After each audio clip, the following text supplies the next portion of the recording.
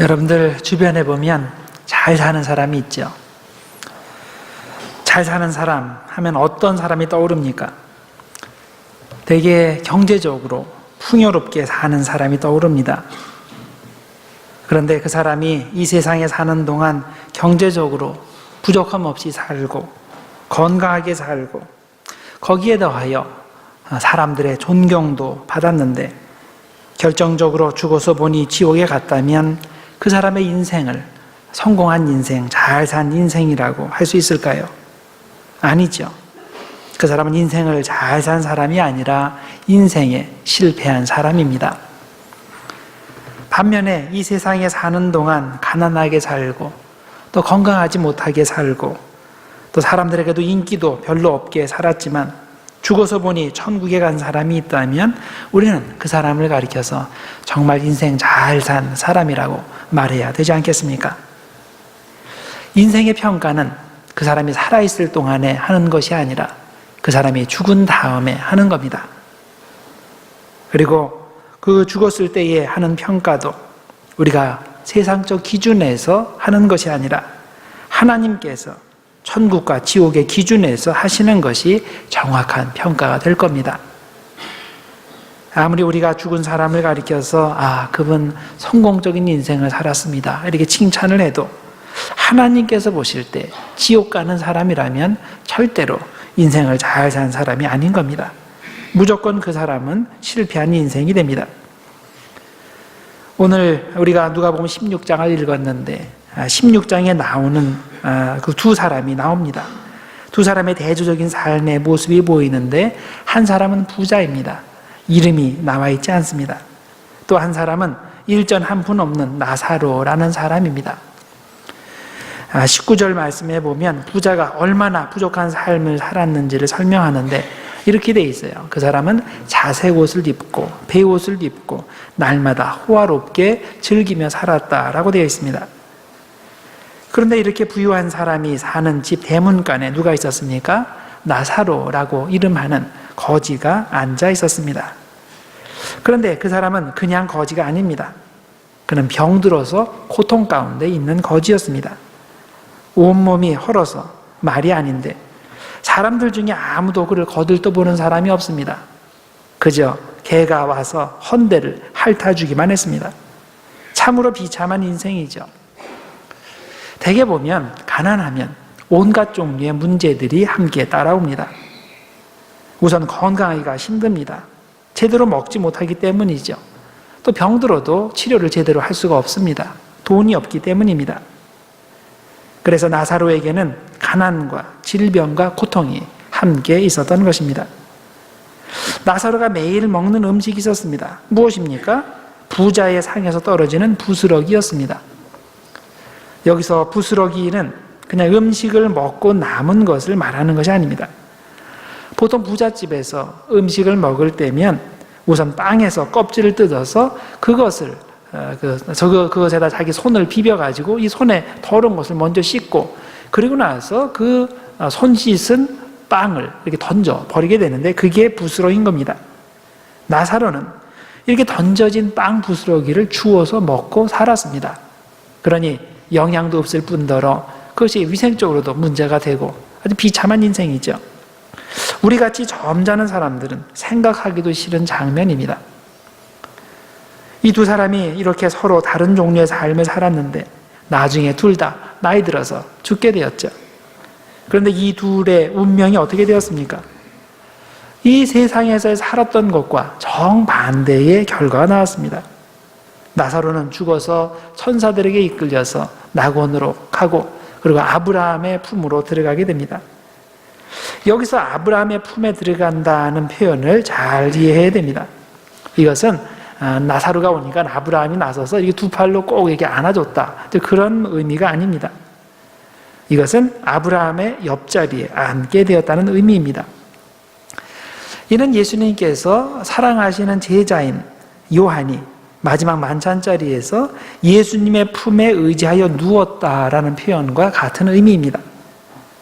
로마 시대를 그린 그림들을 보면 사람들이 식사하는 그런 그림이 있습니다. 당시 사람들이 어떻게 식사를 합니까? 요즘처럼 우리가 각자 개인 의자에 앉아서 먹든지 아니면 개인별로 이렇게 똑바로 앉아서 식사를 하지 않았습니다. 다들 한쪽으로 비스듬히 누워서 식사를 하였습니다.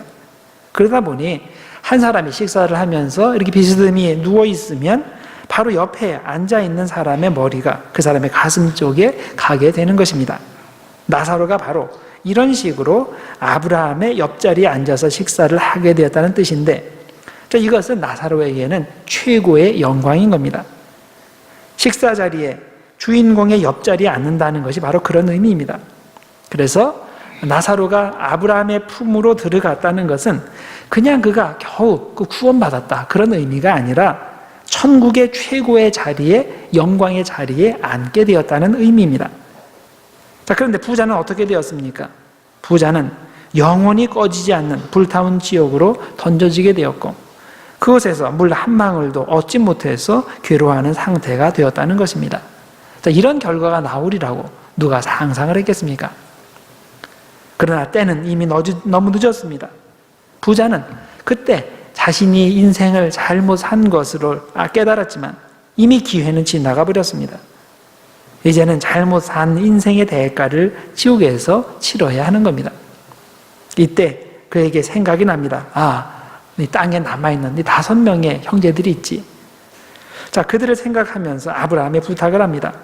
땅에 아직 형제 5명이 살고 있는데 나사로를 살려보내서 그들에게 경고하게 해주십시오. 부탁합니다. 나사로가 죽었다가 다시 살아나서 그들에게 복음을 전하면 그들이 정신 차리고 복음을 듣고 회개하고 새 삶을 살게 될 것이고 그러면 나와 같이 이런 곳에 오지 않을 것이다 라고 말을 하는 거죠. 부자가 왜 이런 요청을 하는지 이 2가지 가능성을 생각해 볼 수 있습니다. 하나는 자신에게 책임이 돌아오지 않게 하기 위해서 이런 요청을 했을 수 있습니다. 형제들은 형이 부유하고 편안하게 잘 살았고 남들에게 큰 죄 짓지 않고 살았으니 천국에 갔다라고 생각을 해서 똑같이 형을 본받아서 살게 될 텐데 그러면 나중에 그들이 지옥에 와서 형을 비난하지 않겠습니까? 형이 그렇게 살아서 우리도 그렇게 살았다 그렇게 비난하지 않겠습니까?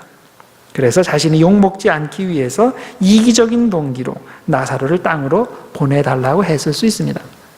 아니면 형제들을 정말 사랑하는 마음으로 그런 요청을 했을 수 있습니다. 나는 비록 인생을 잘못 살아서 이렇게 지옥에 왔지만 땅에 사는 내 형제들만은 그런 일이 없어야 하기 때문에 이런 요청을 했을 수 있습니다. 정확히 어떤 동기가 있었는지는 모릅니다. 그러나 한 가지 확실한 것은 그가 요청하는 것은 절대 들어줄 수 없는 거라는 거죠. 왜냐하면 죽은 사람이 다시 살아나서 그들에게 진짜 천국과 지옥이 있다고 말해줘도, 그래서 예수 믿어야 천국에 간다고 말해도 그들이 그걸 믿지 않을 것이기 때문입니다. 그래서 나사로를 땅으로 보내달라는 요청은 거부됩니다. 제가 누가복음 16장 19절 이하에 나오는 이 부자와 나사로 비유에 대해서 간단히 정리를 해드렸는데 우리가 이 이야기에서 어떤 교훈을 얻을 수 있을까요? 3가지를 말씀드릴 수 있습니다. 첫 번째는 교양 있게 사는 것으로는 천국에 들어가지 못한다는 겁니다. 우리가 성경 말씀을 잘 읽어보면 부자가 지옥에 간 이유가 설명되어 있지 않습니다. 그가 특별히 어떤 죄를 지었다는 내용이 없습니다. 그러나 25절에 보면 우리가 추측할 수 있는 단서가 한 가지 있습니다. 아브라함이 그에게 이렇게 이야기하는 장면입니다. 뭐라 그랬냐면, 너는 살았을 때에 좋은 것을 받지 않았느냐? 너는 살아있는 동안에 좋은 것들 누리며 살지 않았느냐? 좋은 것, 이게 뭘까요? 이건 세상의 좋은 것을 말합니다. 너는 세상의 좋은 것들을 추구하며 그걸 많이 누리며 살지 않았느냐?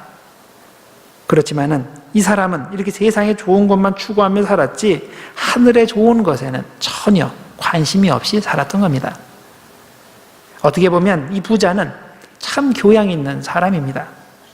자기 집 문 앞에 거지 나사로가 매일 거적을 펴고 자고 있는데도 그를 쫓아내지 않았습니다. 만일 여러분의 집 앞에 홈리스가 와서 밤에 매일 잠을 잔다, 하루뿐만 아니고 매일 그곳에 와서 잠을 잔다면 여러분은 어떻게 하시겠습니까? 아마 대부분의 분들이 경찰을 불러서 멀리 쫓아낼 겁니다. 그런데 이 부자는 적어도 그렇게는 하지 않았습니다.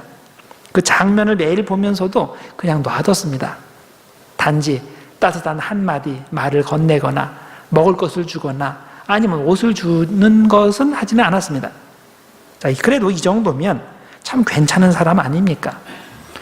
요즘의 스탠다드로 봐서도 이 정도면 관대하고 교양 있는 사람이 아니겠습니까? 그런데 아십니까? 교양은 있는데 회개하지 않으면 천국에 못 갑니다. 남에게 손가락질 받지 않고 비교적 존경받으며 행복하게 산다고 해서 천국에 가는 것이 아닙니다. 복음을 믿고 회개한 사람만이 천국에 갑니다. 30절에 보면 왜 부자가 자기 형제들에게 나사로를 보내달라고 요청하는지 이유가 나옵니다. 이렇게 돼 있어요. 아버지 아브라함이여, 만일 죽은 자에게서 그들에게 가는 자가 있으면 그들이 회개하리이다. 자, 왜 그들에게 나사로가 가야 된다고 얘기하는 거예요? 그들이 회개하지 않았기 때문이죠. 그들이 회개해야 하기 때문입니다. 부자는 자기가 살아있는 동안에 교양 있게는 살았는데 회개하지 않았고 자기 형제들도 똑같이 회개하지 않았기 때문에 그런 상태로 죽으면 그들도 똑같이 지옥에 오게 되는 겁니다. 그래서 부자는 나사로를 보내달라고 하는 겁니다. 여러분, 천국은 회개한 사람만이 들어갈 수 있는 곳입니다. 회개하지 못한 사람은 지옥에 갑니다. 그래서 개신교 종교개혁을 시작한 마르틴 루터는 이런 유명한 말을 남겼습니다. 내가 죽어서 천국에 도착하는 날 천국문 앞에 이런 현판이 붙어 있는 것을 보게 될 것이다. 그것은 오직 회개한 사람만이 이곳에 들어갈 수 있다. 자, 교양 있게 사는 것으로는 천국에 못 들어갑니다. 예수 믿고 회개해야 천국에 갑니다. 그래서 여러분들, 우리가 당연히 예수 믿는 사람들이니까 교양 있게 살아야 돼요. 그런데 교양이 다가 아닙니다. 우리는 보통 예수 믿는 것을 아주 교양으로 생각하는 사람들이 있어요. 좀 남들 나쁜 소리 안 하고, 그리고 나쁜 말 안 하고, 남들에게 큰 뼈 끼치지 않고, 남을 생각해 주고, 자, 그러면 믿음이 좋은 줄로 알아요. 예수 그리스도를 통해서 변화되어서 그렇게 믿음이 좋아졌을 수도 있어요. 그런데 그 사람이 워낙 천성적으로 성격이 좋은 사람일 수도 있어요. 그러니까 우리는 천성적으로 성격이 좋은 것과 정말 예수를 통해서 변화받은 것을 구분할 줄 알아야 됩니다. 어떻게 구분합니까? 바로 회개했느냐, 회개하지 않았느냐예요. 그냥 남들에게 피해 끼치지 않고 남들에게 나쁜 소리, 나쁜 짓 안 하고 사는 거, 그게 중요한 게 아니에요. 물론 그렇게 돼야 돼요. 그렇지만은 그것으로 천국 가는 것이 아니라 우리가 예수 믿고 회개해야 된다는 것, 이걸 반드시 명심해야 됩니다. 두 번째, 사회적 책임을 회피하면 안 됩니다. 오늘 이야기가 나오는 부자는 어떤 특별한 나쁜 일을 했기 때문에 지옥에 가는 것이 아니라 마땅히 해야 할 선을 하지 않았기 때문에 지옥에 간 겁니다. 성경에는 나오지 않았지만 아마 이 부자가 하나님 앞에서 항의를 했을 겁니다. 하나님, 내가 뭘 잘못했습니까? 내가 평소에 남들에게 특별히 죄 지은 게 없습니다. 저는 스스로 참 관대한 사람이라고 생각하며 살았습니다.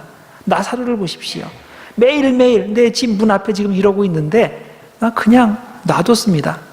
발길로 차지도 않고 쫓아내지도 않고 그것만 해도 참 관대한 사람이 아닙니까? 이렇게 얘기를 했을 겁니다. 자, 이때 하나님께서 뭐라고 대답하셨을까요? 제 생각에는 이렇게 대답하셨을 겁니다. 바로 그거야. 네가 나사로에게 아무것도 하지 않은 게 바로 지옥 갈 죄가 되는 거야. 작년 10월경에 홍콩 배우 주윤발에 관한 기사를 읽은 적이 있습니다.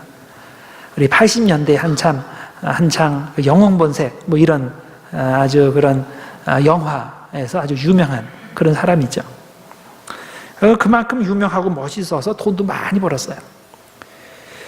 그런데 그가 자신의 전 재산인 56억 홍콩 달러, 약 미화로 7억 달러를 사회에 기부하겠다고 밝혔다는 겁니다. 이미 2010년부터 자기가 세상을 떠나면 자기의 재산의 99%를 다 사회에 기부하겠다라고 이야기를 했는데 이걸 재차 확인한 겁니다. 근데 이게 말뿐이 아닌 것이 실제로도 그렇게 살았어요. 그런 막대한 재산을 가졌지만은 평소에 너무나 검소한 생활을 해서 홍콩 시민들의 사랑을 많이 받았다고 합니다. 그렇게 큰 부자인데도 한 달 용돈으로 800 홍콩 달러만 썼다는 거예요. 이걸 미화로 하면 한 달 100불만 썼다는 겁니다. 그리고 옷을 사 입을 때는 항상 할인 마켓에 가서 옷을 사 입었고, 자동차는 안 가지고 있고, 그래서 항상 버스를 타고 다니고, 또 3년 전까지만 해도 노키아 휴대전화를 사용했는데 이게 17년 동안 사용을 했다는 거예요. 이게 고장이 안 났으면 계속 더 사용을 했을 텐데 이게 고장이 나서 너무나 오래된 거라 도저히 복구가 안 돼. 그래서 그때 스마트폰으로 바꿨다는 겁니다. 주윤발이 이렇게 자신의 전 재산을 기부한다고 밝혔을 때 기자들이 당연히 따라가서 물었죠. 왜 많은 사람들 그렇게 안 하는데 당신은 그렇게 합니까? 그럴 때 그가 이렇게 대답했습니다. 그 돈은 내 돈이 아니고 내가 잠시 보관하고 있는 것일 뿐입니다. 자, 이어서 뭐라고 얘기했냐면 인생에서 가장 힘든 게 뭔지 압니까? 돈을 많이 버는 게 힘든 게 아니라 그 돈을 가지고 평화롭고 평온하게 사는 것입니다. 그래서 내 꿈은 행복해지는 것이고 보통 사람이 되는 것입니다. 이렇게 말했다는 겁니다. 여러분, 돈 버는 재능이 있는 사람은 그것을 자기만을 위해서 사용하는 것이 아니라 다른 사람들과 나눌 책임이 있습니다. 그렇게 할 때 행복합니다. 학문의 재능이 있는 사람, 당연히 그걸 다른 사람을 위해서 사용해야 됩니다. 그래야 행복해집니다. 예술의 재능이 있는 사람, 자기를 위해서만 사용하지 말고 다른 사람을 위해서 그 재능을 사용하는 것, 또 사회를 위해 사용하는 것, 자, 그렇게 살 때 행복이 옵니다. 이것은 생각이 깨어있는 세상 사람들도 다 알고 있는 거고, 그래서 그렇게 행하는 겁니다.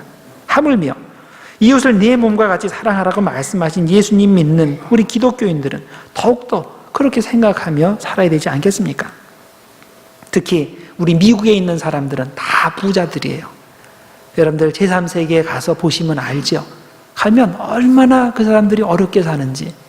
진짜 지금 같은 그 현대 사회에서도 이렇게 밥 굶는 사람들이 있어요. 하루에 한 끼밖에 못 먹는 사람들, 두 끼밖에 못 먹는 사람들, 가령 50불이면 생활하는 사람들 수도 없이 많이 있습니다. 우리 너무나 부자예요. 그래서 우리는 가능한 한 우리 가까운 사람들, 또 먼데 있는 사람들을 생각하고 그들을 구제하고 그들을 격려하며 살아야 되는 겁니다. 자, 오늘 본문의 부자, 악행을 해서 지옥 간 것이 아닙니다. 선행을 할 기회도 있었고, 그리고 선행을 할 능력도 있었는데 그걸 하지 않아서 지옥에 갔다는 것을 명심할 필요가 있습니다. 그다음 세 번째, 천국 가는 것, 이거는 오늘의 문제입니다. 지금 결정해야 됩니다. 본문의 부자는 나사로를 다시 살려보내서 전도하게 해달라고 요청하는데, 실제로 나사로가 그들에게 살아나서 그들에게 가서 전도하면 그들이 나사로의 전도를 들을까요? 아마 나사로가 갑자기 나타났으면 그러면 무서워서 아마 까무러쳤을 겁니다. 보통 그렇겠죠. 여러분들 한번 생각해 보세요. 돌아가신 분인데 내가 그걸 아는데 여러분들 잠을 자고 있는데 갑자기 막 밝아지더니 짠 나타났어요. 그리고 내가 이렇게 살면 안 된다. 앞으로 회개해야 된다. 천국과 지옥에 있다. 그러면 여러분들 그 말을 끝까지 다 들을 것 같아요? 그러실 담력이 있으신 분들은 들을 수 있겠지만은 아마 대부분의 분들은 그 시간 이제 보자마자 까무라칠 거예요. 자, 그런데 그 말을 계속 들을지라도 대부분의 사람들은 안 믿어요. 살아있는 사람의 전도를 받아들이지 않는 사람은 죽은 사람이 가서 전도를 해도 안 믿습니다. 자, 실제로 요한복음 12장에 보면 죽었다가 살아난 나사로, 여기는 다른 나사로예요. 그 사람이 전도를 했지만 사람들이 믿지 않았습니다. 자, 여기서의 나사로는 마리아와 마르다의 오라비의 나사로인데 예수님께서 그를 다시 살려주셨습니다. 자, 그곳에 사는 사람들 이거 다 알고 있어요. 또 나사로도 예수님께서 어떻게 나를 살려주셨는지 아주 다니면서 많이 얘기를 했을 겁니다. 그래서 결과적으로 이 이야기를 들은 대부분의 사람들이 다 회개하고 예수님 믿었습니까? 아니에요. 대부분의 사람들은 안 믿었습니다. 안 믿었기 때문에 이런 말하는 나사로를 죽이려고 한 것이 아닙니까? 요한복음 12장 10절 이하에 그 내용이 나오죠. 대제사장들이 나사로까지 죽이려고 모의하니 그 이유가 뭡니까? 나사로 때문에 많은 유대인이 가서 예수를 믿음이러라. 여러분, 예수 믿고 구원받는 일은 살아있을 때에만 가능한 일입니다. 살아있는 사람에게 전도받고 회개해야 됩니다. 죽으면 다 소용없습니다. 말씀이 들려질 때, 결단해야 할 때 결단해야 됩니다. 모든 것에는 다 때가 있죠. 예를 들어서 우리 아이들, 학생들 공부할 때, 그 공부해야 될 때가 있습니다. 이것을 놓치면 나중에 어떻게 해볼 도리가 없습니다. 농부가 씨를 뿌려야 할 때 씨를 뿌려야 됩니다. 그 시기를 놓치면 씨도 못 뿌리고 뿌려봤자 아무 소용이 없습니다. 농사 망칩니다. 회개하고 구원받는 것도 마찬가지입니다. 때를 놓치면 영원히 후회하게 됩니다. 우리가 부모님에게, 친구에게, 이웃에게 복음을 전해야 될 때가 있는데 바로 지금이 그때입니다. 이 때를 놓치면 영원히 후회하게 될 수 있습니다. 고린도후서 6장 2절에서 바울은 전도자의 심정으로 이렇게 간절히 외쳤습니다. 내가 은혜 베풀 때에 너에게 듣고 구원의 날에 너를 도왔다 하셨으니 보라 지금은 은혜 받을 만한 때요 보라 지금은 구원의 날이로다. 지금이 바로 그때입니다. 우리는 그 사람이 은혜 받고 구원받을 수 있도록 지금 전해야 됩니다. 때를 놓치면 은혜도 다 지나가고 구원도 다 지나가 버립니다. 지금 여러분이 기회 있을 때 전도하시고 그 사람에게 기회 있을 때 전도하시기 바랍니다. 주님의 은혜가 이 시간 우리들에게 임해서 영혼을 불쌍히 여기는 마음을 가지고 또 기회를 잡는 심정으로 열심히 전도해서 장차 하늘나라에서 함께 영원한 기쁨을 누리는 여러분과 제가 되기를, 그리고 여러분의 형제, 자매, 친구, 이웃이 되기를 주님의 이름으로 축원합니다. 기도하겠습니다. 하나님 아버지 감사합니다. 오늘 부자와 나사로의 이야기를 통해서 우리에게 중요한 말씀을 하심을 감사합니다. 하나님, 우리가 내일로 미루지 않게 하시고 회개할 것은 오늘 회개하게 하시고 전도할 것은 오늘 전도하게 하여 주시옵소서. 하나님 아버지, 내일 일을 우리가 장담하지 못합니다. 영원히 내일이 안 올 수도 있습니다. 하나님, 우리가 오늘을 귀중하게 여기고 오늘 회개하고 오늘 전도하고 오늘 주님께 순종할 수 있도록 하여 주시옵소서. 하나님, 우리의 삶이 온전히 주님께로 향한 거룩한 삶이 되기를 소원합니다. 우리가 가진 모든 것을 가지고 하나님께 영광 돌리는 귀한 삶이 될 수 있도록 하나님 축복하여 주시옵소서. 예수님의 이름으로 기도드리옵나이다. 아멘.